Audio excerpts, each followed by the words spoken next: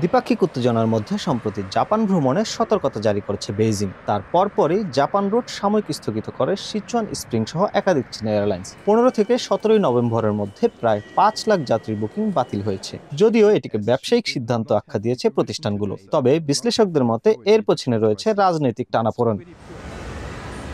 Japan যাওয়া পর্যটকদের মধ্যে দ্বিতীয় সর্বোচ্চ অবস্থানে রয়েছে চীনা নাগরিকরা, তাই টিকিট বাতিলের প্রভাব পড়েছে হোটেল, বিপণী বিতান, রেস্তোরাঁ ও স্থানীয় পরিবহন ব্যবসায়। গিনজা শিনজুকুর মতো জনপ্রিয় এলাকায় ক্রেতার সংখ্যা কমে যাওয়ায় শেয়ার বাজারেও পতন দেখা দিয়েছে। অর্থনীতিবিদদের সংখ্যা দীর্ঘমেয়াদে খুচরা, হসপিটালিটি ও সেবা খাতে কোটি কোটি ইয়েন ক্ষতি হতে পারে।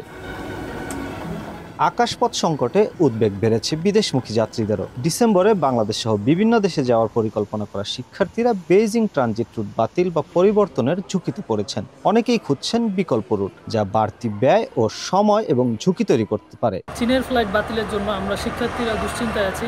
ডিসেম্বরে আমরা অনেকেই শিক্ষার্থীরা আছি যারা চায়না সাউদার্নে টিকিট কেটেছি। শেষ মুহূর্তে যদি টিকিটগুলো বাতিল হয়ে যায় তাহলে আমরা অনেক বড় সমস্যার সম্মুখীন হব।